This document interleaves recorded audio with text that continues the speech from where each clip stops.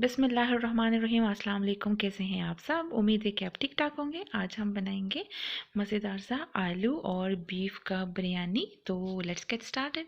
1 cup oil लेके उसमें मैंने 2 मीडियम साइज़ अनियंस कट करके डाल दिए हैं और इसे मैं अच्छे तरीके से मिक्स करूँगी और गोल्डन ब्राउन होने तक मैं इसको पकाऊँगी।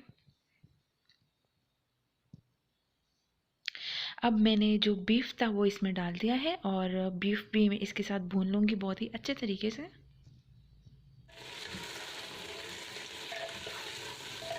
इसकी आपने अच्छे से बुनाई करनी है कि आपके प्याज जो है ना वो लगे भी नहीं और अच्छे तरीके से पक जाए। अब अच्छे तरीके से भुनने के बाद मैंने इसमें जिंजर गार्लिक पेस्ट डाल दिया है और जिंजर गार्लिक पेस्ट डालने के बाद इसको एक अच्छा सा मिक्स देना है आपने।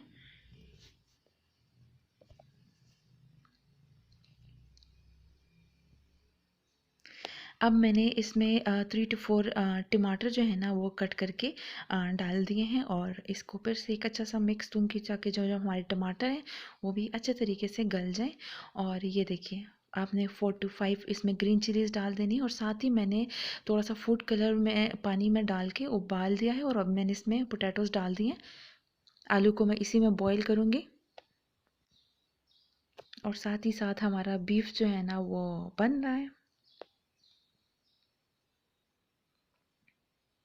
अब मैंने इसमें शान का जो है ना वो बिरयानी मसाला एक पैकेट डाला है और आप भी शान मसाला यूज़ कर सकते हैं, काफ़ी अच्छा होता है। या फिर आपको जो भी कंपनी पसंद है आप कोई भी कंपनी का यूज़ कर सकते हैं। और हांडी में इसलिए बना रही हूँ क्योंकि हांडी में जो चीज़ बने ना उसका फ्लेवर बहुत ही ज़्यादा मज़े का होता है, इसलिए मैं इसमें बना रही हूँ। और आपने सॉल्ट डालना है अकॉर्डिंग टू योर फ्लेवर, आपको जितना सॉल्ट पसंद हो डाल दीजिए। और चूँकि ये बीफ है इसको मैंने गलाना भी है तो मैंने इसमें पानी ऐड किया है ताकि जब तक पानी जो है ना वो खुश्क होता है बीफ भी गल जाए। और साथ में मैंने बॉइल्ड जो पोटैटोज़ थे वो डाल दिए ताकि मसाले का फ्लेवर जो है ना वो हमारे आलूओं में भी आ जाए।